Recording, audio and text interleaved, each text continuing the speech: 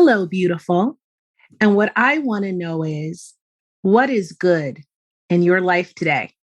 I'm Kia, and this is another episode of the Female Veterans Podcast. Today, I am super, super excited. And you know, when I get this excited, you know it's because it's Navy in the house. Not that I don't love everybody, but I love a shipmate here with me. And I have not only a shipmate, another hospital corpsman who served in the Navy. She served for 5 years, and now she runs a not-for-profit, which combines something else that I love, because you know that I love organizations that help us veterans. And so I cannot wait to share everything that she's doing with you. So welcome to the Female Veterans Podcast, VR. Hey, my Navy sister. I'm excited to be here. I'm so excited that you're here with me too. So let's jump right into it. And I want to know, what made you join the military? Kind of twofold situation here. I wanted to be either a JAG officer or I was very much into journalism.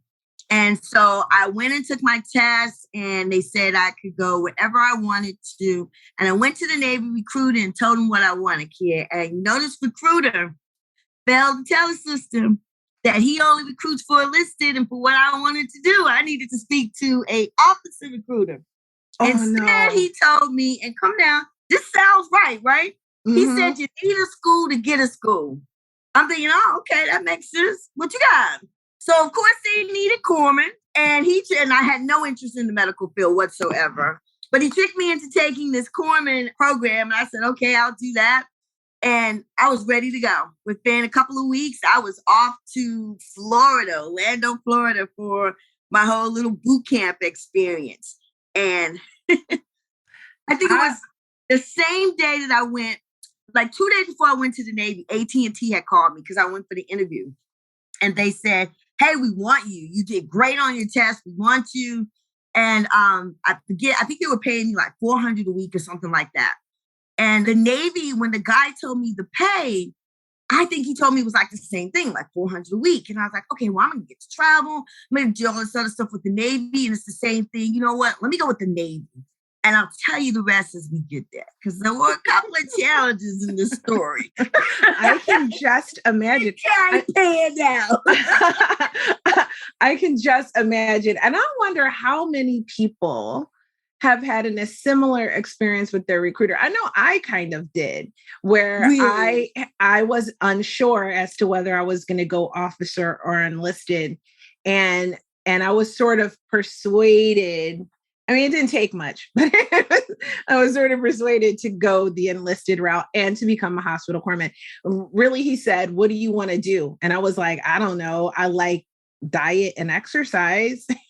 He was like, well, a nutritionist works in the hospital, so you're going to be a corpsman. Oh, wrong. And you know what? Yeah. I'm gonna share this for today, is that one of the things we have to always do is our research. You know, because my dad was military, but me and my parents was having a real, altercation about what I was going to do at 17, this whole military thing. So, he wasn't really giving me the kind of advice that I should have been getting. But the bottom line is that we have to do our research and add to the research to know like where to go to get what I really needed, instead of just walking into a recruiter office. Because remember, they got goals and objectives. Their goal is to get people in. You would think they would be looking out for us, sister to sister, right, brother to brother, and make sure that you get the best possible opportunity. But sometimes you just don't have that. And unfortunately, we didn't have that. They needed corpsmen. And that's what they were pushing, corpsmen. Right. So what was boot camp like for you? Boot camp, sunny Florida, was awesome. I am a military brat, as I said. My stepfather is a retired Vietnam veteran, and my mom thought she was in the Army. She was a bit of a disciplinary. Worse than my stepfather, to tell you the truth. So I had already had that military experience of, making your bed the right way, and our clothes had to be organized a certain way. So I was kind of already disciplined. So when I came to the Navy, it wasn't a big shock for me. Really, my mom was already like, things have their place. Put them in it. And so when the Navy said things have their place, you had to have this here and this had to be according to this, it was just me putting all those pieces together. Lucky for me, my commander used to call cadence. She found out I could call cadence. It was all over. I was a cadence caller. Next thing I know, the people from the choir heard me calling cadence and said, hey, do you want to sing in the choir? And I thought, that'd be great. So while the rest of my team was off doing their drills for graduation, I was actually in an air-conditioned building practicing for graduations. And I literally marched with the choir. I didn't even get to march with my own platoon. So I spent all of my time like with choir. And the only time I really saw my group was early morning to breakfast and then for classes. And then when they went to drill, I went to practice. And so boot camp was really kind of easy for me. It wasn't a hard challenge. I ran track, played sports. So all the exercise stuff was fun. It wasn't overwhelming to me. It was what we always do, you know, and I was used to coaches yelling at you and pushing you. So it was just a very familiar environment. I actually enjoyed boot camp. I don't know what other people did. I enjoyed boot camp. I had a couple of, you know, boyfriends. Everybody had somebody write me once they found your name.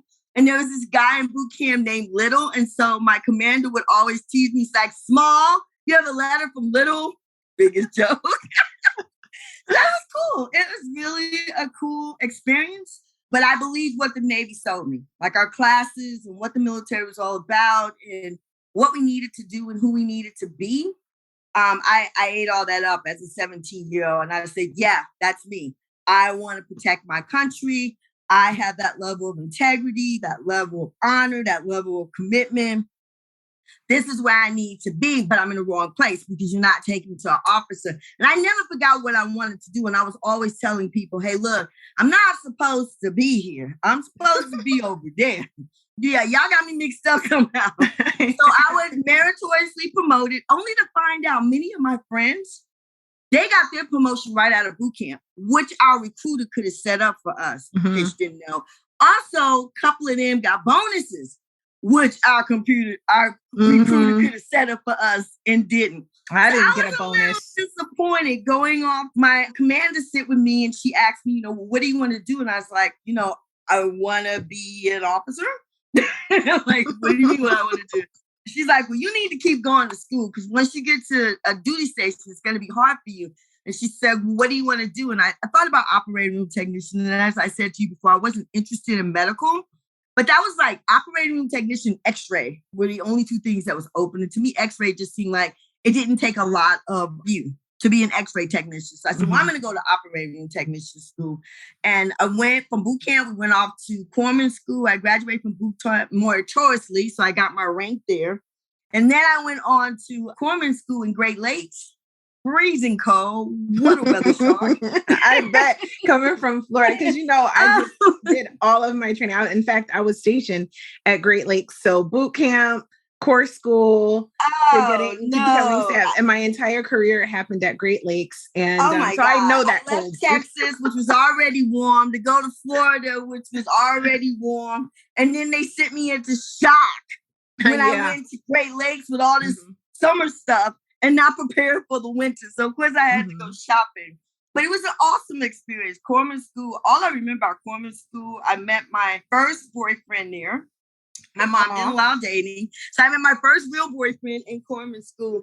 But he and I were both like straight A students, like serious about our studies. So one of the things how we got together was we would study together, very serious about our studies, very serious about our careers.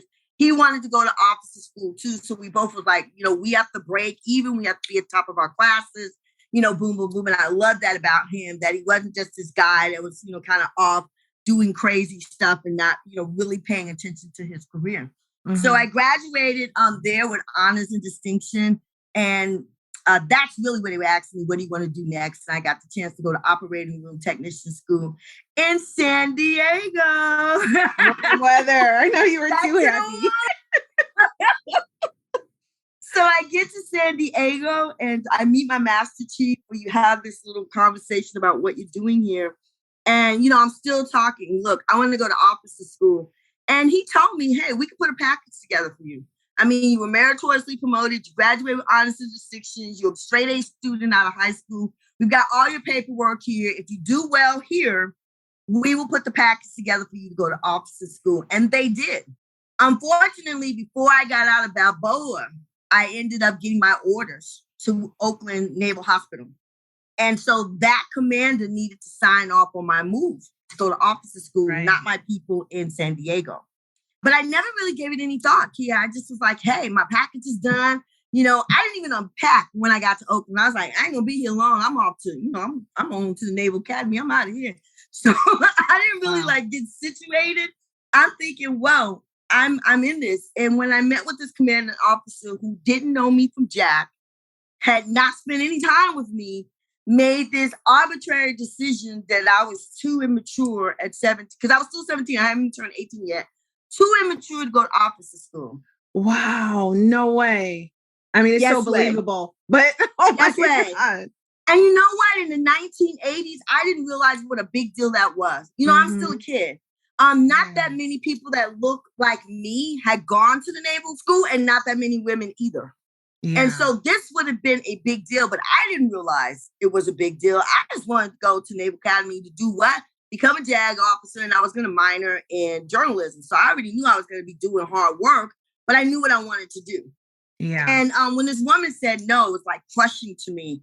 And it was like, you know, the whole fight I was having with my parents, because I wanted to go to school for music, and I got a scholarship for music. And it was like, oh, you don't need to go to school for music. You already know how to sing. And I was like, look, somebody's paying the way. Who cares?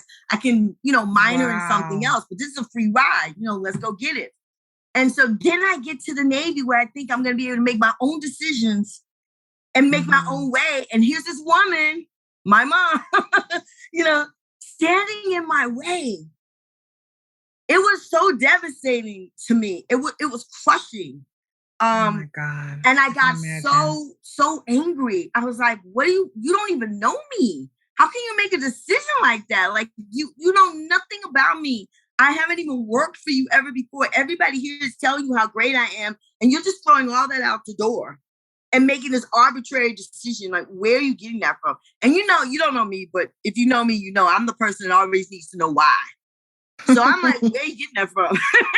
Who did you talk to that we didn't talk to? Because everything here says I'm perfect. And she's like, well, why don't you just go to medical school and you become a medical officer? And I was like, well, medical officers answer to line officers. So I prefer to be a line officer. Yeah. I mean, I understand the way the Navy works. And so she's in the medical field. She's trying to push me in the medical field. I had no interest. But you know what? That's another thing we have to teach our young people. If I would have had somebody to mentor me, Kia, I would have went to medical school. Maybe not to be a doctor, maybe to be a psychiatrist, maybe to do something else, because I'm still going to college, and minored in what I wanted to do. Now, the thought passed my mind for a minute, but I thought, how am I going to be a doctor and a lawyer? Those are like two of the hardest things in the world to do. How are you going to major and minor in that? Like, you're setting yourself up for failure. So I just felt like there was no way I was going to be able to accomplish what I wanted to do. And I was so angry that this woman was making me make these decisions that I didn't want to make. I wanted to take the route that I wanted to take. And I had worked hard in high school so that I would have those options. And here I was as if, you know, I just barely made it through. People just blocking, you know, every step of your way. So I was the lead in general surgery because I came out of operating school with good grades. You know, I met my first boyfriend in Great Lakes, but I fell in love for the first time in San Diego. So that was tragic. I'll save that story for later because it didn't work out. But you know, your first heartbreak is just, you know, crazy. So sketched my way through operating room technician school, but still made it through what I needed to do, even though all of this background noise was going on in the life of a 17-year-old that didn't know anything about relationships and love and all that stuff. But then when I got to my duty station, I was like, look, I'm going to prove myself. I'm going to make this stuff happen. So I was lead in general surgery. I ended up getting picked up to supervise a research facility that they had. And then I moved on to clinical investigations. But no matter what I did, it made no difference to this woman. No matter what I did, she was not letting me get out of this corpsman thing. Because even though I was an operating room technician, your main MO was still corpsman. Right. That's your main MO. And then you have all of these other specialties. But my main MO was still corpsman. And so she was not letting me get out of it. I had a chance to audition for the Navy band. No go. Wow. I played all Navy basketball. And when we got the chance to go for tournament, because we won, and I was a starter, she denied my travel. What is going on? Does anyone else want to know? Like this woman like knew me from another life or something, or thought she knew me. I was like, do you know my mom? Did you guys have an altercation or something? Like what is going on here? The coach said just what you said. He's like, what's up with you and the commander? Like, you were on our starting team. I already told her, like, you're part of the reason why we're going here. We need our full starting team. She denied my travel. She would not let me go with them. Did you ever speculate as to what could have been her problem? Because, I mean, you want to think that women, and there's an older woman, she could have easily, like, mentored you, or she could have easily, you know what I mean? I don't think there was anybody on that base that didn't know how unhappy I was with that decision. It sounds like there were three. Yeah.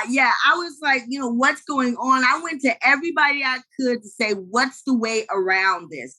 But there is no way around your commanding officer of your base. There's no way around that. Wait. I have a question. Okay. I got to back it up for a second. So you thought you were going to go to the academy, and she denied that. When she denied that, did you go around your chain of command to try to see if you could get that reversed, or how you could get around it? Well, I certainly reached out to my chief back in San Diego to say, hey, this has come to a halt. This person is saying I can't go. What are my other options? But of course, the military is a chain of command. Mm-hmm. There are no other options. This is the commanding officer. This must be signed by her. You're not going anywhere without her approval. So I just was wondering if, like, maybe she got rubbed the wrong way by that, and then just had it out for you, or if she just took one look at you and maybe was like, no, I'm not feeling this. I have to come to the conclusion that she took one look at me and said no, because she didn't know me. And my record and all my write-ups were stellar. From beginning to end, everything in that package was stellar. And that package is not in my formal record. Because she never signed off on it. So it's not really a part of my formal record because I was never sent. I was only recommended. So because she denied my recommendation to go, all of that stuff that was in that package is not a part of my formal Navy record because I never went. Wow. So then you were in the choir and you didn't get to go do that, or the basketball team? When she wouldn't let me go to the Naval Academy, I knew I didn't want to be a corpsman. Like, I had no interest in the hospital field. I love people and I love helping people, but I hate seeing people hurting. So this was not the place I wanted to go every day. Once I really got in there and I had to start doing the work, I didn't like the way a lot of the patients were treated. I feel like sometimes in the hospital industry, because they do it over and over again, they become very cold and callous in the way they did stuff. People would come in and want a heated blanket, and they'd be like, you just have to wait. And sometimes people come in and they're very like, when you come into the surgery room, you're under a sheet, but then we have to prep you. And so, you got to cover up people's private parts. And some people are very sensitive, and some hospital people are not. And so that rubbed me the wrong way because I know I'm very sensitive. So, I want to get in there and do all that. The nurse saying, no, you don't need to do that now. Go do this because the nurse is in charge. You're just, like a nurse's assistant or a technician, or basically you're an operating room technician. So I didn't like it. I didn't like the way I saw people being treated. I didn't like to see people hurting. It wasn't the surgery part, because in surgery, everything is clean. It's a clean cut. Everything is sterilized. It's not like what the crap you see on TV. It's very clean. It's very interesting. I found it extremely interesting. My favorite things were general surgery and vascular with all of their, scopes and stuff, which is super interesting. My favorite doctors were ortho because they were just crazy and they're custom throwing stuff, just having a ball. These guys are they're the funnest group of people to hang out with, but just messy as all outdoors. And then, like, one of the worst groups was like neuro, because they was just like edgy. I don't know what their problem was, but just always on edge. And maybe because it's so intrinsic what they're doing, and so easy to make a mistake. But boy, everybody in that room was always on edge. That was just like a very stressful room to serve in. But I got to serve in all these different areas. I saw and did some super interesting things, but it wasn't for me, Kia. Yeah.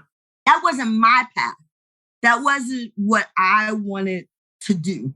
And a lot of the doctors, spoke to me and wanted me to do different things and saw potential in me.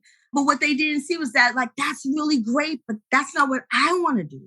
I don't want to spend 8 years digging into a career that's not for me just because there's a lot of money here. Because there's more to life than money. Right. Money's great. Don't get me wrong, money's great. Now, I would have made good money as a lawyer. So, hey, money's great. But that just wasn't the road that I wanted to go down. I don't know. Maybe my commanding officer got wind that I was complaining. Because I'm 17. What am I going to do? What's a 17-year-old going to do but complain? Because you have no other thing to do. It's completely out of your hand. The decision's been made. Your whole life is off track from where you think you're going. I don't know what she expected me to do. Shout for joy. I wasn't going to shout for joy. I spent a lot of time with the chaplain. I helped out there. I thought about doing that. And he asked if I could transfer, if I could, do the chaplain thing. And that's religious. And she said no. Wow. When I had the chance she hated you. She did not like a sister. When I had the chance to audition for the Navy band, I needed to sign off because I was going to have to travel. You don't do that where you were. We didn't have cell phones and videos and all that stuff. That was a no. And then, like I said, when we made All Navy and we were playing, I was super excited, to whip these teams and really go, all out for my Navy team. She said no. And it just kind of broke me to the point where I just realized that, look, I know what really was the killer for me. When we take our test, it's not an automatic promotion. It's all based on Navy need. And the year that I took my test, the Navy had too many E4s. And the minute they started messing with my money, it was all over. I was like, wait a minute. You mean to tell me I'm passed the test, I'm good to go, but I'm not going to be promoted? We're done. Oh, my goodness. And the only reason I extended for that 1 year was because the Navy band said I had to have a year left on my thing to audition. So I was setting everything up for my audition when she said no. And that was the only reason why I extended for that additional time, was to do that, to do that time for the Navy band. And then she killed it. So when that was over, I said, you know what? I can't re-up, because what if I get another person like this that stagnates my growth? Or what if there's another year and I don't get my promotion? I can't stay in this for 5-6 years and not grow. You know what I'm saying? Financially and personally. And so although I had done all these different things and really had a great time, I wasn't progressing like I felt I needed to in the Navy. And I'm going to have to say, I think I'm a very ambitious person. So I really wanted to do better. I've always wanted to do better. I always wanted to challenge myself. And I just felt like, although I was challenging myself, it wasn't meaning anything. And when I finally got out, I did all of these things in clinical investigation. I created manuals. They let me in charge of the team. I was the lowest ranking person, now, because I didn't get my rank.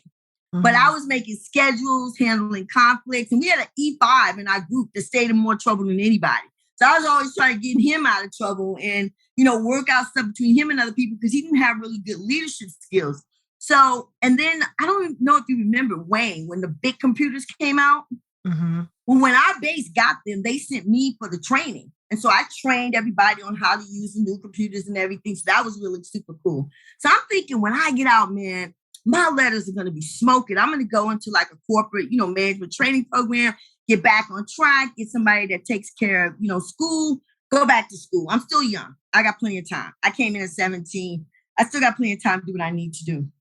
Girl, and I gave those officers my letters, because I wrote them and said, hey, you guys make whatever changes, but here's all the stuff I did. They said, we can't sign this. And I was like, why? They're like, oh, you can't do all that stuff at your rank. You weren't supposed to be doing all that. I'm like, supposed to, but I did. Like, who cares what I'm supposed to do? Oh, no. This is what I did. And they were like, we can't sign off on that. So I was like, from beginning to end. Y'all have jacked the sister up from beginning. The letter that they gave me was no more than like a paragraph. I swear to God, I threw it away. I was like, I wouldn't give that to my dog. Like, that doesn't say anything. I know a good letter of reference when I see one, and this is not it. And I went to the civilians I was working with, and I was like, you know what, you guys don't have to answer to the Navy, hook me up. And they were like, yeah, no, we can't, because, we can't do anything they don't let us do. We can't put it on, like official letterhead or anything. And I was like, man, I helped out everybody in this division. I was the go-to, you know what I mean? Yeah. And now I'm ready to roll out, and I'm thinking everything is good and nothing's good. This is heartbreaking. I am so sad right now. But you know what, Key? It taught me that no matter what, you still got to be your best you. I learned a lot. Yeah. I didn't get credit for it. I didn't get pushed up for it, but I learned a lot. And the things that I did get to do taught me leadership, taught me supervising. Even though nobody would list it, I had those skills rolling out of the Navy. That's true. Whether people, acknowledged it or not. I look at my DD-214, I'm like, man, all the stuff that I did, you ever see that stuff rolled out of my DD-214? You see this, I think they did put my computer training on there because it was actually like the computer training thing. Mm-hmm. But like all of the other things that I did, you don't see that rolled out on my DD-214. I see my meritorious promotion for boot camp. I know they have my honors and distinction for corpsman school because that came straight from the Navy. But a lot of the other things that I did at her base were nowhere to be found on my DD-214. So do you think it was? Do you think it was like, because sometimes older women can just take issue with younger women? Do you think it was racial? What do you think it was about you that she just took a look and just was like, I don't like this girl, or I vote no to everything? You know what? I honestly don't know, because I had only been on the base maybe a week and a half when I finally had my meeting with her. And like I told you, I hadn't even unpacked. I was just living out my suitcase because I was like, I'm rolling. And I know they do orders pretty quick. So I'm like, the most I'm going to be here is a month. I'm not really going to have to like do their stuff. They're probably going to give me something else to do because I'm not going to be an operating room technician. Mm-hmm. I'm going off, to officer school. So I hadn't really thought it through. I didn't know her. I didn't look her up. None of this even like rang the bell to me. I never imagined it turning out this way. Like it never even came up in my mind that she might not sign my paperwork. Like that thought never entered my mind. When she didn't sign my paperwork, of course I went crying back to my master chief in San Diego, who had all been like 100% behind me and thought, I was golden because of course they wouldn't put my package together, recommending me for officer school if they didn't. And he listened to me whine, but at the end of the day, he's a master chief and he knows that it's chain of command. There's absolutely, the only other thing I could have did was get a congressional, override. And I didn't know any politicians. My parents didn't even want me in the Navy. So my dad and my mom wouldn't like political people either. So they didn't have no connections. So I didn't know how to do that.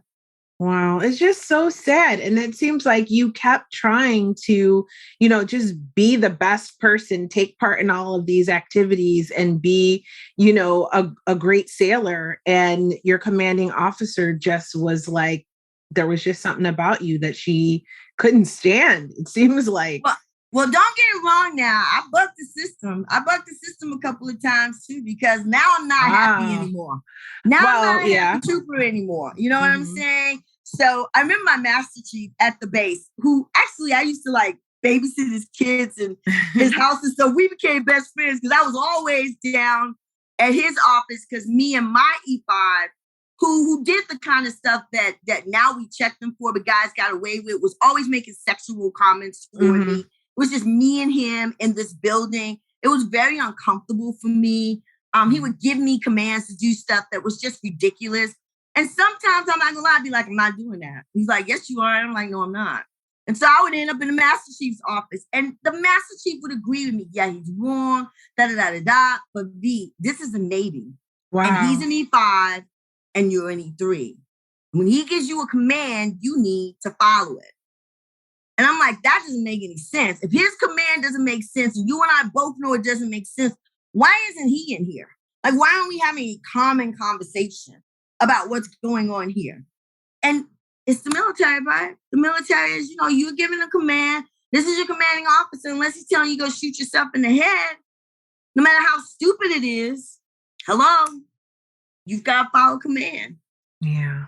And so I was, in and out of his office. He would see me when he come in. He's like, small. And I was like, hey, Master Chief, I'm here again. Your favorite person. But sometimes we would have these really long intellectual conversations about what I wanted to do, and sometimes about the military and about the way things were done. And really great guy, really tried to provide me some support. And like you, he felt bad. He was like, wow, you have great potential, but you keep bumping, with the wrong people. And if the commander, the final person that gets the final say, no matter what we want to do with you, whatever we want to do has to pass her desk. It's such a raw deal. Yeah. No matter what we want to do with you, whatever we try to do with you, it's got to pass her desk. You would think that she wants the base to win all Navy. Right. I'm on the starting team. I'm the forward. I'm the starting forward. Why would you jack up the team to jack up me? I mean, that's some disdain. Like that's what I'm like. There's just nothing. She just took one look at you and was like, this girl has the nerve to want to be an officer. No. Like, right? I guess. And then from then on, it was like, no to anything she wants to do. I don't care. Like, I don't understand as a woman why she wouldn't have been like, let me help this young woman succeed. She's motivated. She's hardworking. Her previous command gave her a great reference. Like they put all this together for her. Like all it took was a signature. I just don't understand. Exactly. And from there, you don't know me. All you need to do. And you know what? Even if you thought that, let me tell. You could say, hey, I'm signing off on this, but she could have always put her comments. I don't really know this young lady, but my personal feeling is that she's not ready for this opportunity. But since she's been recommended, I'm going to sign off and give her the opportunity to succeed or fail. You could have easily said that to cover your back if you really felt like I wasn't a good candidate and you didn't want to put your name behind me. But you didn't have to say no, because then I never had the opportunity to prove that I could or I couldn't. Yeah. So we'll never know. Because you didn't give me that opportunity. I mean, that's one of the things about the military. I understand exactly where you're coming from. And I'm actually sharing my story in a book that I'm working on with some of the guests that have been on the Female Veterans Podcast for next year. And it's not the same, but it's not that different. Whereas I had an experience that was similar with someone who was superior to me, who made decisions for me based on his disdain for me. Like he just decided that he didn't like me. I'm sure that was because I am a minority. I would say Black, but I don't think he liked any minorities, anyone brown. And he was a new chief and he came and he replaced my beloved Master Chief. And where I was working at the clinic, and I was in medical records, and he moved me because everybody knew I loved medical records. I worked in that department. I was selected to give presentations to all the new students that were on the C School Command. They would come into the clinic and we'd give them like an educational orientation. And I was in charge of that, and I did that. And so I was doing public speaking at 19 years old, like running this whole thing. And I loved working in medical records, and I was just happy. And he just did not like me. And he decided that now it was common knowledge that I was really happy not to work in the treatment room or do triage or anything like that, because I, like you, did not want to touch people. I mean, when they were hurt and injured and stuff, like I just didn't want to examine them. I had no desire to be a doctor. None. Like I don't like blood and bodily fluids. It's not my thing. So I was very happy working in medical records. And because everybody knew that about me, because it was a small clinic, that's exactly where he put me. So he put me seeing patients, and very quickly I made some moves and got myself out of that situation. And I was lucky to get myself out of there. And then I think eventually they transferred him because his reputation got so bad amongst people that were brown that they had to, like, it was just really apparent that there was something going on there, and they moved him. So I definitely understand, although I didn't have to endure that my whole career. I had various other challenges that I was always, I think, being penalized for. Mm-hmm. So I was always under scrutiny by the command. And I will just say, when I discharged with honorable on my DD 214, that was a very happy day for me because there were some moments where I wasn't sure if I was going to make it. And I wasn't sure if I was going to make it out of the Navy with my freedom. Like if I wasn't going to be in the brig, it was serious like that. Yeah, it was really challenging toward the end, because toward the end I became more and more, resistant to the way things was, more questioning, why I've done this, I've done that, why can't you do this, why won't you do that? Right toward the end of my leaving, we got a new a guy, and I got called in for something, and everybody knew I wanted out. I was like, this has been a horrible, train for me. I'm ready to go. I want out the Navy. But, of course, I didn't really want out the Navy, dishonorably. But I wasn't thinking that through. I just knew, this was not a good experience. No matter how hard I tried, no matter what I did, I was being blocked at every path. And I just felt like, when you're young, you just feel like every little moment you're losing it. Like, I've got to hurry up and do this because, life is so short.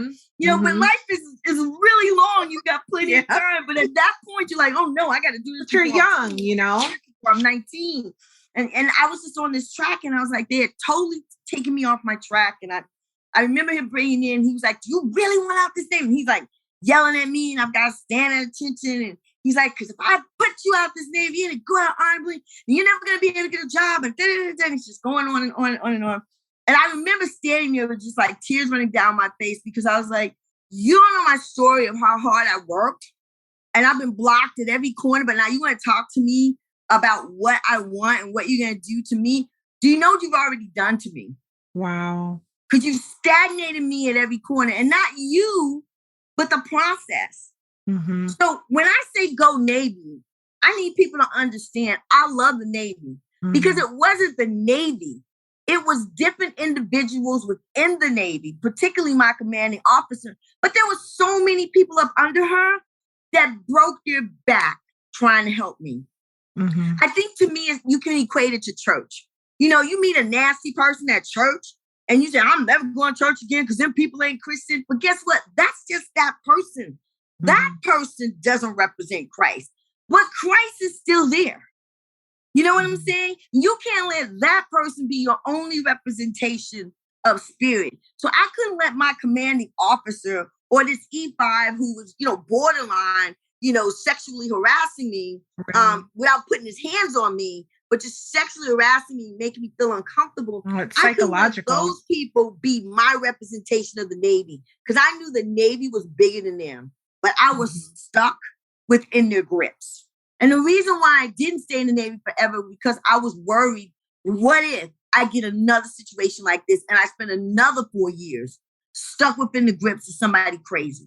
Wow. Stuck within the grips of someone who's not going to let me, get promoted, who's going to block everything I try to do.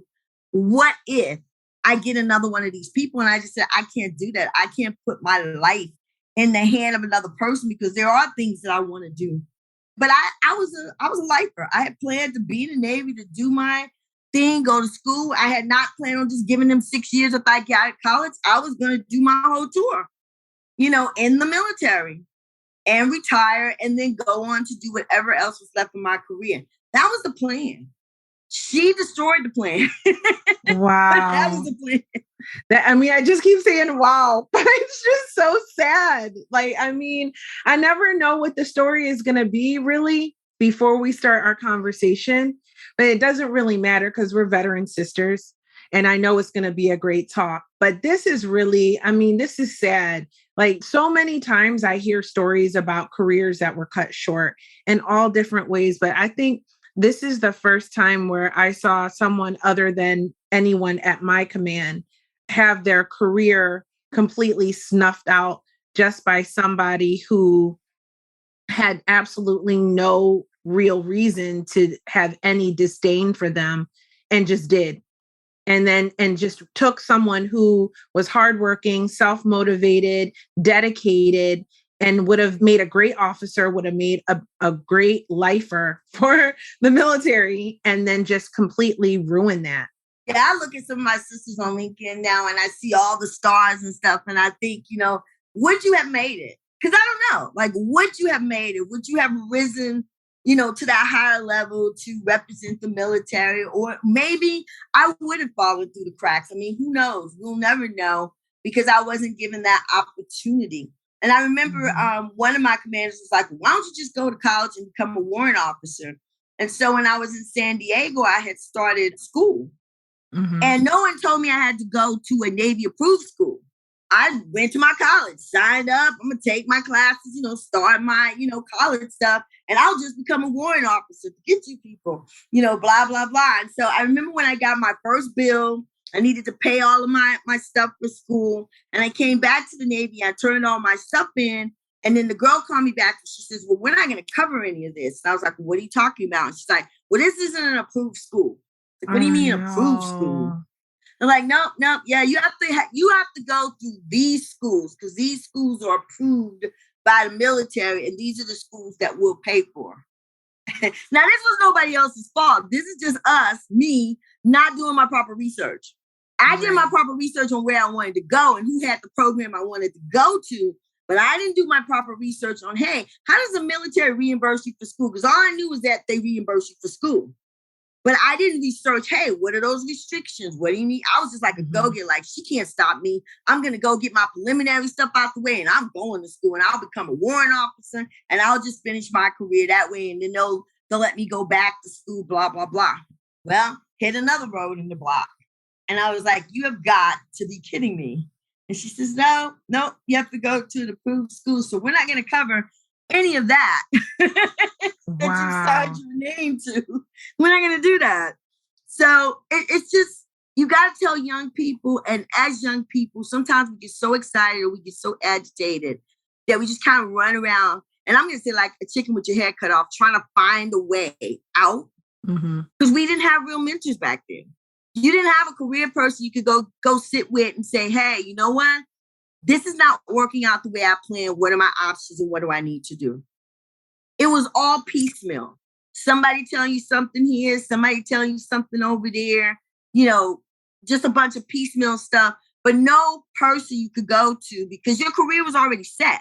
So there was no career planning. You came in, this is your thing, this is what you're doing. So they didn't even think about that in the military. Like, what happens if we get somebody that's not where they need to be? How do we get them to where we need to be so we get the best out of them and they get the best out of us? Right. You know what I'm saying? Rather than just forcing something onto somebody. And then how do we identify those people that are officer candidates that really shouldn't be enlisted, that really should be moved over, but they just didn't get with the right recruiter? Right. So those kinds of things wasn't in place in the 80s. I don't know what's happening now, what happened afterwards, but they weren't in place in the 80s. I mean, I know when I was in, and that was in the mid 90s, it was very hard. At least I was told that it would be extremely hard to become an officer once you were enlisted, like near impossible. Yeah. That's what I was told when I asked. Now, I didn't do much more research after that because then I was like, well, you know what? I'm already here, and I'm only going to do, my plan was only to do my total 8 years, right? So that was it. My 5 years active, my 3 years in active reserve. That was the game plan. It was my Montgomery GI Bill time then. So it was like, I need to get my GI Bill so I can go to college. Like that was all I wanted to do. Oh, let me throw you the last piece on. Last little piece there. I signed up at the beginning of August in 1980. The bill went into effect at the end of August 1980. No more GI Bill. That was when you had to pay in and they matched what you pay in. Nobody told me this. I didn't get no letter saying no more GI Bill, that you had to pay in. And I remember them asking me, do you want us to take money out for education? And I was looking at them like they were stupid. I was like, no, I got the GI Bill. Why would I be taking money out for education? But nobody ever stopped to explain that the process had changed. So not only did I get out and I had no educational benefits. Because for that period, they killed the GI Bill and you had to pay in and then they matched. Yeah, that's what I had.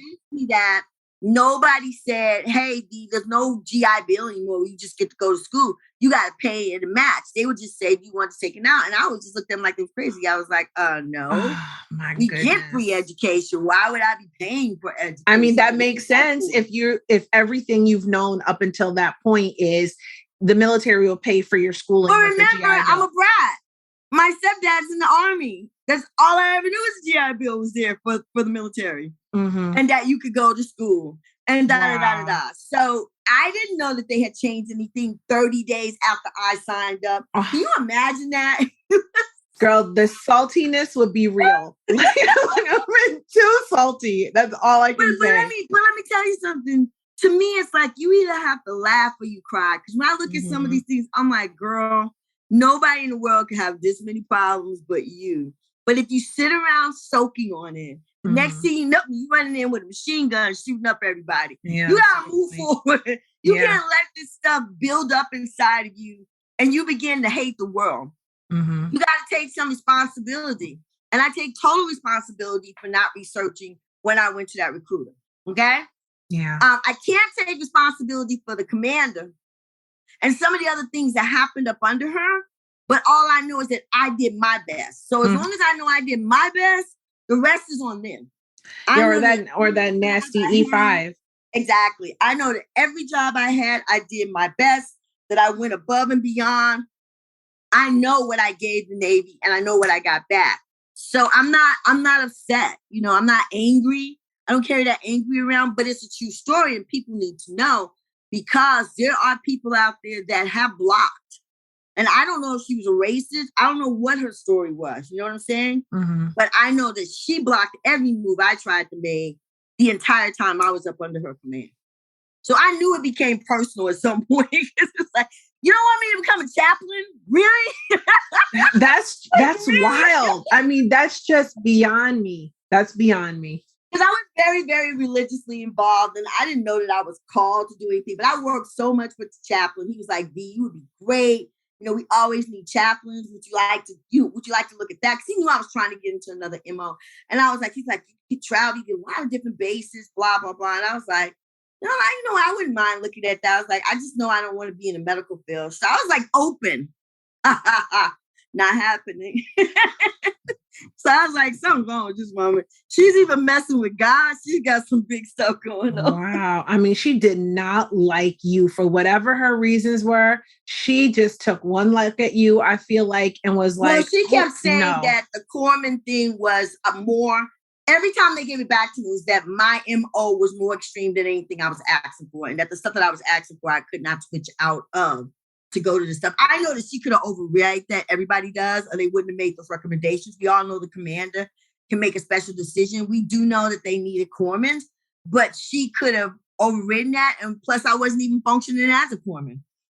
I had already moved on to clinical investigations. I wasn't even in the operating room anymore. So I wasn't doing any of that, no matter how critical it was. I wasn't personally a corpsman somewhere that you were going to lose, and that was going to cause some kind of limitation or restriction to the Navy. That wasn't going to happen. Wow, that's just, I mean, well, I definitely see why you got out. And so you got out in 1986, right? I got out in 1985. And within a month, I decided I was leaving California and headed off to New York to be on Broadway, girl. Well, I know you like to sing. So tell me, what was your transition out of the military like? So my transition was pretty smooth, I'm going to say, because I didn't know what I wanted to do. I really liked the corporate world. I liked the work that I had did in clinical investigations. I really liked what I was doing over there, all the administrative stuff. While I was in California, I auditioned for the original Dreamgirls. Wow. And I got called back. Oh my God. But of course, my commander wasn't going to let me travel. So I need not even ask. And it was so funny. Everybody was like, you should just go AWOL B. And I was like, yeah, great. So they come and snatch me off the stage in New York. Put you in the brig. Put me in the brig. Right? You don't even get through your first thing because you know all the promotion they do before the show even goes live. And so then ain't that girl that didn't show back up to work? Like, if you're going AWOL, you kind of not going to go to Broadway. Exactly. You're not going to go to Broadway and do some big musical. So I was like, yeah, people, I'm not doing that because I'm not trying to find myself in the brig. I wanted to be a lawyer. I got better sense than that. But I thought, the whole time I was in California, I was, on the side. I had a good time. I modeled. I did other stuff. I don't think it was anything like legitimately professional. Being a full in my opinion, as a young girl, I was still full bigger because I was a little bit busty and stuff. So I was always getting these offers to do, the Sears catalog underwear. I was like, no, man, I ain't doing no underwear. My grandparents don't want to see me about the clothes and those catalogs. So the kind of stuff that they wanted me to do, I was like, yeah, no, I'm not doing that. So when I would go to these auditions, I wanted to share everything. It's like, we just want you to act. If you want to sing and dance, you need to go to Broadway. Here, we're just acting. Just read a line. You know what I'm saying? Mm-hmm. So I was like, you know what? You guys are limiting my abilities. I'm headed to New York where I can do everything I want to do and use all of my skills. So within a month, I was like, I'm out. Packed up my stuff, sold, gave away every little other junk that I had. Sold my car, all my stuff. I had an uncle in New York. I was like, can I stay with you for a while? And he was like, sure. Got my ticket. And in 30 days, after I came back from vacation, I was out. Now, when I got to New York, I went right away to temp agencies. I typed 70 words a minute and I taught computers. I was a steal. I came into New York making $15, $17, $18 an hour in the 80s. Wow, that's a lot for then. That you were banking. I was getting checks at 22 a grand a week. Within a month and a half of being home, I had like 6 bands in the bank. Because what was I paying for? I was paying for Subway. I ate at my uncle's. They wasn't taking any rent from me. I didn't have a car. All I spent my money on was clothes and going to work. So I dressed the part because I was already used to a uniform. So every day I was in a suit. And I went to work and I did my job.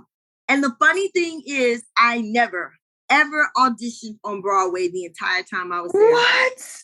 Yep.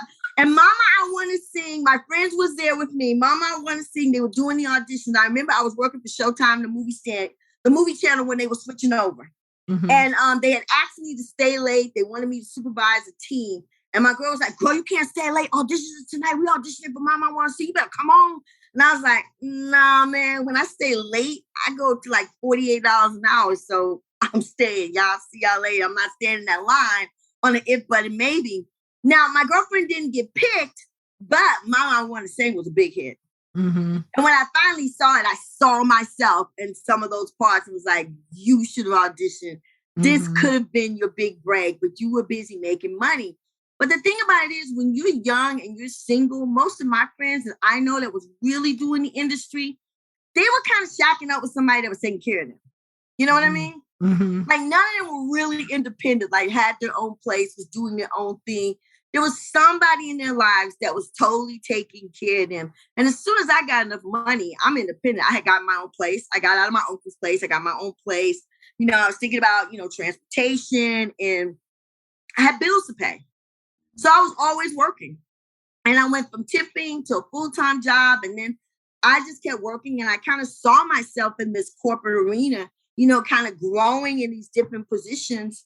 And I knew that acting meant, being a dishwasher, because honestly, when your agent calls, you got to go. When there's an audition going on, you got to go. And they don't care when, like, they don't plan them in the evening. They put an audition at 11 o'clock. There's an audition at 1, and you're standing in a line for 2 hours before you ever get in. So you can't do it on your lunch.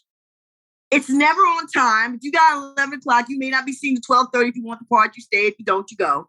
It's just that kind of world, because there's so many people hangling for it. So you had to be in this place where you could just be at people's beck and call. And I wasn't in that place. And it was just something I made a real decision about, that I don't want to live like that. I don't want to be a waitress. I don't want to be wondering if I'm going to be able to pay my bills. I don't want to be from apartment to apartment. I need consistency and stability in my life. So this is not the move for me, because it is what it is. And I spoke to a couple of agents that were interested in me, but everybody was clear, like, this is what it is. Like, unless you're Brad Pitt, you don't get an appointment that's actually an appointment. Okay? Right. Like, can you do this over lunch? And it was like, no, they need you there at 10:30, and you have to stay until they see you. You're not going to be the only one. There's several people coming at 10:30. I was like, I just can't leave the job at 10:30 and be like, I'm leaving, and I don't know when I'm coming back. Yeah. So it was a conscious decision that I made, that I wasn't going to pursue my career in entertainment, and that I was going to try to make a career in the corporate world. What's interesting about that to me is I made that exact same decision. What? many years ago, but not exactly. When I say entertainment, we're going to say sports entertainment. Okay. And I turned down an audition with the biggest sports entertainment industry there is because I had just got promoted at my corporate job and they wanted me to audition the next night on their live show. And I had to be at work the next morning. I was at one of their weekend house shows and I got Right. this opportunity. And I had been working in this independent area doing shows all around the Midwest. And that is exactly what I had been working for. But at the same time, I was working my way up the corporate ladder and I had just got promoted to be in charge. And so it Oh was my like, God. You see now you had a harder decision than me because you had an actual audition mhm. where they were saying, hey, come and do this. I would have still been in that big circle of people hoping to get a big break. Like there wasn't a big break. Like, hey, they want you to audition for such and such a movie with Denzel Washington. I didn't have that kind of offer on the table. I was still trying to get there. I had a great voice. I think I'm a pretty good actress. I'm not so much on the dancing side, but I can make the moves with everybody else. But I didn't have those big opportunity that was waiting in front of me saying, this is like a definite, you need to go, blah, blah, blah. While over here in the corporate world, things were moving, pretty well for me. Mhm. And, I was moving up, looking at buying property, getting stabilized. And I wanted those things. I wanted a stable life for myself because I was by myself and I had to take care of myself. And I was like, I don't want to be wondering, how I'm going to do this. That's just not how I want to live. Yeah, I But that's feel so that. interesting. I feel that it's odd the connection, the parallels that we discovered. So, and the thing is too, with the organization where I had the audition, I had been able to travel around with them a little bit. And I got to see up close what the life was like, and especially the treatment of women. And I was more progressive than that. And what they wanted me to audition for, I felt like, man, this might be my only chance to ever do this. And this is not a role that I would want to do. So I mean, it was a combination of things. Yeah. Yeah. But I felt like my little feminism got affronted. At the same time, my family was like, girl, you should have just done it. And I was like, but there was a lot of factors. If I had done that, I would have certainly lost my job. And I had just gotten promoted and just got put in charge. And I mean, got a big bonus, a big pay, and like it would not have been, I think, honorable. So I thought, well, and also had I done that, of course, it would have changed my whole life for not that much more money that I was making, but I would have been on TV probably every week. Right. But it was just one of those things where in that moment, I was like you. I thought I want stability.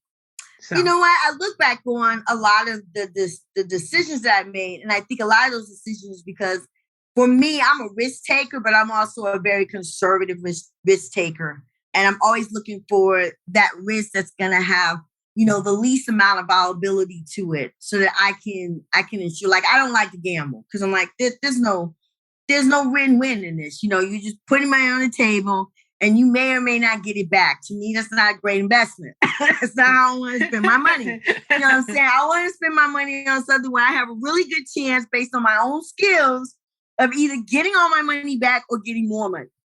You know what I'm saying? And so I think in the industry, there weren't a lot of opportunities for Black women in the industry, period. The pay wasn't that great. And now when you look back on the women that broke through, look how long it took them. Yes. So and a lot of those women were married or with their parents, but you don't hear about a lot of them saying, oh, I was just living by myself and I had my own apartment, because being in entertainment is not that kind of world because it's too iffy and you may have long streaks of no money. Right. Or very low money. And a no doesn't mean you're not good. It just means they don't want you for that part. Right. It doesn't mean that you're not good.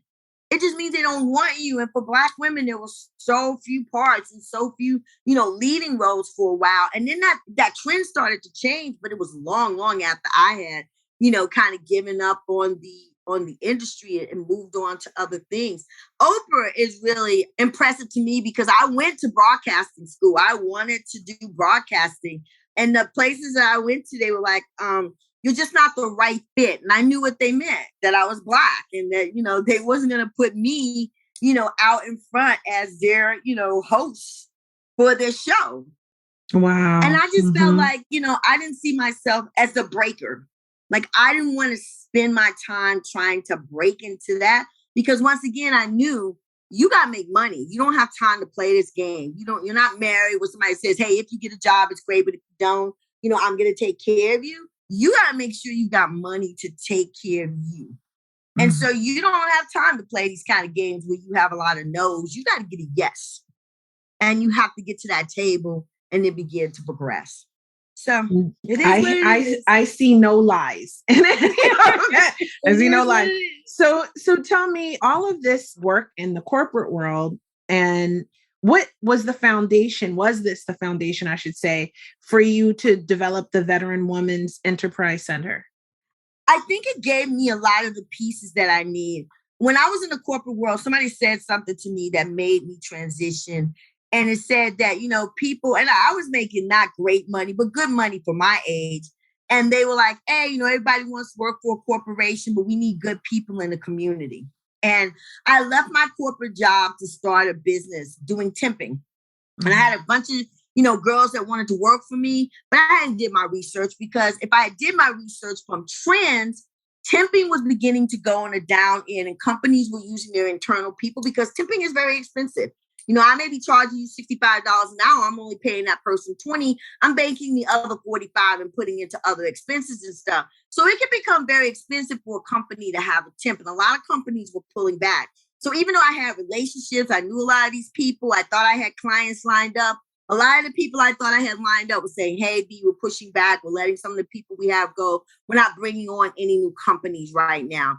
And so I wasn't able to get my girls work. So of course they went someplace else. And the only person I was really placing was me. Well, that's not making a lot of money. It's not really a company. But the only person you're placing is me. And I didn't plan on being placed. I planned on placing people. When I came out, so funny, you never know what you're going for. A friend of mine said, hey, they've got overnight work, B.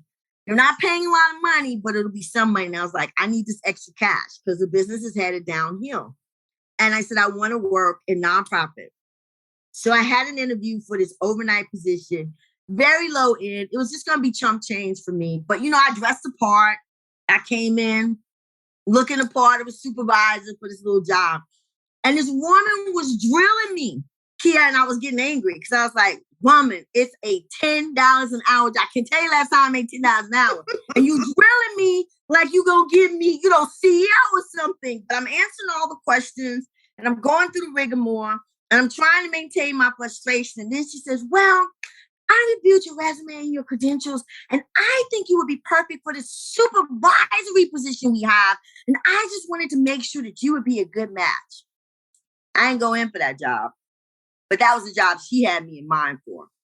So that's how I made my transition into nonprofit, going into supervising a residential program. And then I started working in the political arena and doing some task force management. And I kept transitioning through until I finally opened up my own company working with small businesses. I started a women's program for executive business women under NAPI. And then when I finished my company, I went into academia. I always loved teaching. And I took a job, a full-time job, and an academic program, kind of transitioned this dysfunctional program, but I was still teaching. And when I left New York, they had gotten a new president in. I had just redesigned their healthcare center. To go to college, everybody has student health, but it's usually a bit of nothing. I turned it into the Center for Healthy Living. We had over 150K and outside resources coming in. The bomb. But we got a new president in who came from an accounting background, and she decided we don't need that Center for Healthy Living. There's a hospital right behind us. That's where the students can go. And they completely closed my department. Oh. Yeah. That's what I said on Tuesday when he came in and told me that when I was getting ready to go to another meeting. And it was so funny. You know how they show on TV where they have the devil on one side and the angel on the other side? So the Mhm. devil on one side is like, how dare them just come in here and tell you they let you go, all the work you did. Da, da, da, da, da. And then the devil on the other side was like, didn't you want out of this? And hadn't you been trying to get home? I'm kind of thinking this is a blessing. So for about 3 minutes, I was angry. And then 2 minutes later, I was like, yo, this is a blessing. I packed my stuff that I had in the office, took it home, went to eat, and went to the movie for the whole night to catch up on all the movies I hadn't seen because I worked so much. I didn't get back home at 2 in the morning. And when I got home at 2 in the morning, I went to bed and realized I ain't got to get up for nothing because I ain't got a job no more. I was already in the middle of selling my condo. So it was perfect. It was literally a godsend. But sometimes you don't see it when you let the devil get in your head. That was a godsend. 30 days later, I was in Texas. Wow. I got good with this 30-day thing. 30 days, I was out in California. In 30 days, I was out of New York and on my way to Texas. I got my condo sold. And I was here, moving to Texas. And I did not plan to start a Veteran Women's Enterprise Center. I was going to teach and do my doctorate, write my book, and keep teaching, from my book. But I put in for every school under the sun and I didn't get a hit. And I ended up going through an entrepreneur program for veterans. And I started this HR program that needed AI and AR. And it was telling me I was going to need like a $250,000 investment to do what I really wanted to do. And then I did this women's program, this entrepreneur program for this thing called Roll Call. And after I did the program, people kept emailing me, reaching out to me and saying like, what's next? And I didn't understand like, what's next? So I did my research to find out like, what is next for women veteran entrepreneurs? What's out there? And that really was the beginning of the Veteran Women's Enterprise Center when I found out that in just 5 years, women veteran had grew from like 4% of all veteran businesses to over 15.2%, nearly 400,000 new businesses in just 5 years. But there was nothing for them. Nothing was out there for them. Nothing was specifically designed for them. There was VWise, which is out of IMVF in Syracuse, New York, and it was online. And then there were a couple of programs like scattered, but nothing national, nothing synchronized, and nothing with a touch. Everything was like you go online and then maybe you go to a conference if you have the money to travel and stuff. But that's how the Veteran Women's Enterprise Center, came about. People saying we want this, we need this, and then figuring out what's that look like and how can we really support women veterans across the nation, not just in one locality or just meet the needs for Dallas, but how do we meet the needs for the United States? That's incredible. So if I was to join, what would I expect? I love what you just said there, join, because that's something that we're working on, kind of a membership base, because it's not like a membership group. It is a nonprofit organization that provides service. But what you can expect is one, camaraderie, because it's all veteran women. So we all want to be there. We all want to support each other. You can expect collaboration, women that want to work with you and want to find ways to help each other succeed. And you can expect structured programming. We are not event driven, we are program driven. And so I've developed 5 signature programs that look at business back-end systems. We look at federal contracting, finances, and technology. And those are the 5 areas we found that are really important to businesses, particularly women businesses, and where we can have the most impact. And it's super important for me that we stay in our lane because everybody's out there doing something. And what we don't want to do is be duplicate. We really don't want to be competitive if we don't have to be. We want to provide something that's not there. We call ourselves the gap filler. What's not being done? Let's do what's not being done so that those women that need that can get it. And let's not duplicate what everybody else is doing, playing follow the leader. Be the leader. And so we're very intentional with our programming and our work that we provide leadership in the area of entrepreneur women associated with the military, which of course is first veteran women, but we also serve active duty. I've got a couple of active duty people I'm mentoring, reservists, as well as military spouse. Wow, that's outstanding. And you do all this via online and brick and mortar? Exactly. When 2020 came around, it was really kind of the good, the bad, and the totally unexpected for us because going virtual was heaven. We were focusing all of our attention on our brick and mortar and getting people into the brick and mortar and getting set up. But going virtual, we've now expanded into 9 additional states legitimately where we're serving women across the U.S. And we're also now being able to really kind of keep those connections going virtually. We haven't even really fully reopened the center yet, but the center offers co-working. We have a conference facility. We have a cafe lounge for networking, and we're building in a copy center. So pretty much everything you need to do business is in that center. And it's because, when we go to the military, girl, we got centralized. Everything is centralized. We don't have to be running all over the world like a bunch of crazy people. And that's one of the things I've heard the women, they hate the most. I got to run here. I got to go to this place. So the center is designed that everybody can come in. I am a certified SCORE mentor. We want SCORE to bring their programming to the center. We want the SBCT, the Small Business Development Centers, to bring their programming to the center. Other veteran program or just, nonprofits that want to provide programming to veteran women entrepreneurs, bring it to the center. So when the women come to the center, everything is centralized. It's there. They don't have to run all over the place trying to get things. And it's also open to the men. The only thing that the men cannot get into is they can't be a part of our co-working. Our co-working is enclosed and it's exclusive to our female veterans, but they're welcome to come to our workshops and seminars. And they're also welcome to come and hang out in our cafe lounge when space is available. But the co-working, because some of our women have experienced MST, they're not comfortable in a male dominated environment, but we're not complainers. So what do? We just isolate. Right. And we don't want those women to isolate. We want them to know they have a place where they can come, where they can be comfortable, where they're going to be with other women. And they don't have to worry about that kind of environment because that is going to be a safe environment. So our co-working space is female exclusive, but the rest of the center is open to everybody based on funding and spacing. So that sounds amazing because I know that co-working centers of all sorts have sprouted up all across the country for all types of things like podcasting, for example, and all of this kind of stuff. So I think that that's really incredible that you offer that and that female veterans have a safe space where they can go work, especially if they've experienced any sort of stalking, harassment, or MST. That's beautiful. In fact, I would like to offer to donate some time for any of your female veterans who want to start podcasting. So that is awesome. I would love to get together with you to do a podcasting, session or series because so many people are getting into that and they want to use that as a way to show their expertise and to connect with their clients. So, girl, I'm gonna hold you to that. I need it. 1,000% because I coach podcasting with London Real Academy and digital business creation.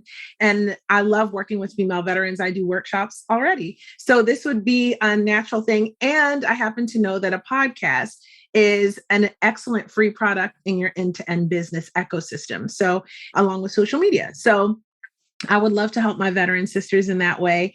And so tell me, where can we find out more information? You can go to Veteran Women SEC.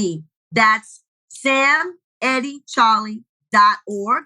If you do at Veteran Women SEC, our website and all of our social media, LinkedIn, Facebook, Twitter will come up. And if you want to connect with us on Instagram, you need to do our whole name, which is Veteran Women Enterprise Center. So Instagram is Veteran Women Enterprise Center. LinkedIn, Facebook, Twitter is Veteran Women SEC. So you already know I'm going to put all of that in the description box of this episode. That's the space where you read what the episode is about. Just scroll down and all the links will be there for you so that you can go there more quickly and get connected. So I just have one more question for you, VR, and that is, what advice do you have for our veteran sisters coming up behind you? I think the biggest piece of advice I can share is what was shared with me. And it's never be afraid to ask for what you want. People can only do two things. They can say yes or they can say no. And if they say no, now you know, and you can begin to develop another plan. And you don't have any regrets. I shoulda. Why didn't I? So don't be afraid to ask for what you want. And again, don't be afraid to ask for help. I know in the military, we're always told, go and get it done, figure it out. And we feel like sometimes we're just kind of left out there by ourselves. But in the civilian world, it's different. And so there is no centralized location. So don't be afraid to say, I don't know that. I'm not familiar with that. Can you share a little bit more? And I'm going to just say from all of our experience, from joining the military to getting out of the military, do your research. Do your research before you start, taking people's opinion and be able to ask the right questions and know what's available to you. Because people are not always going to tell you all of your options. They're going to tell you the options that they want you to take advantage of, but maybe not the options that are most advantageous for you.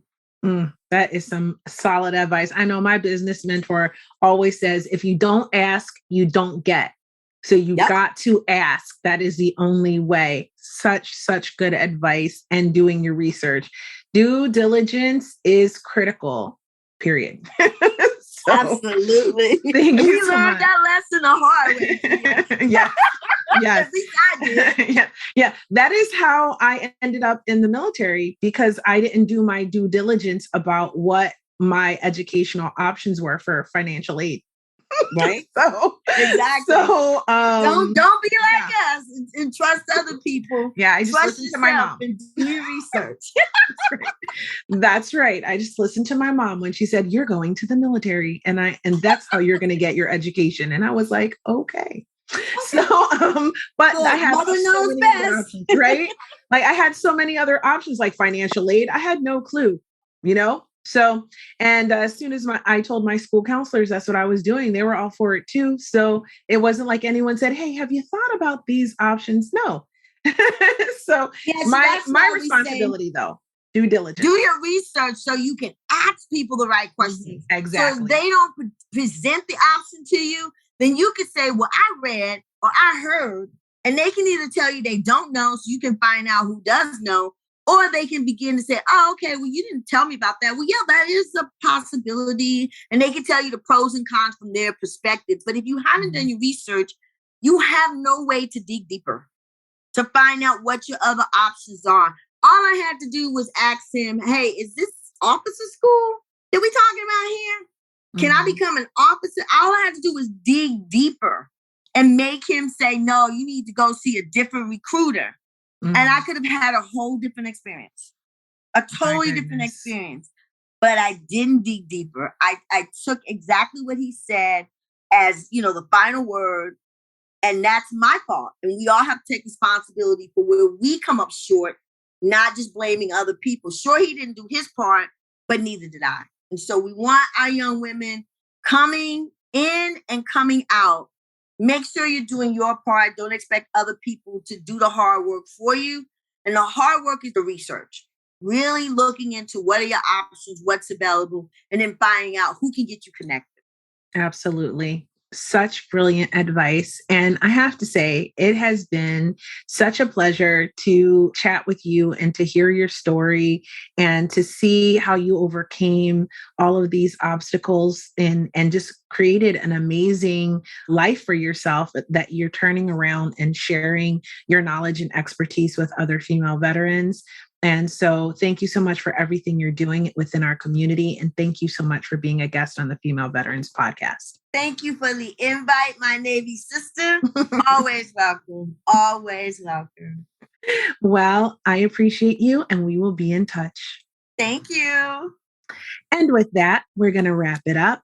I want to tell you guys, thank you so much for listening and coming on this journey with me. For all of you that show up for every episode, I know I've been a little bit all over the place, but believe me, I'm a disabled vet, number one. And number two, I have a lot of stuff going on and a lot of really exciting projects coming up too that you can find out about on my Instagram at the Female Veterans Podcast or on Twitter at FemVet Podcast. So if you want to follow me on both of those places. And I am going to be starting a newsletter sort of mailing list thing. So keep an eye out for the description box, that box where you read what the show is about. Just scroll down. I'm going to have a link in there. You drop your email in there. And then when I get your email, you start to get like some cool stuff. I don't know what it's going to be yet, but it'll be cool. And I'll start sending it to you via email. So that's going to be coming up too. So again, I appreciate you guys so much for coming on this journey with me and listening to every episode and giving me your feedback and all of the ratings that you guys give me on the different platforms where you listen. I really appreciate those 5-star ratings. I could always use more. But anyway, I love you guys, and I'll talk to you next time.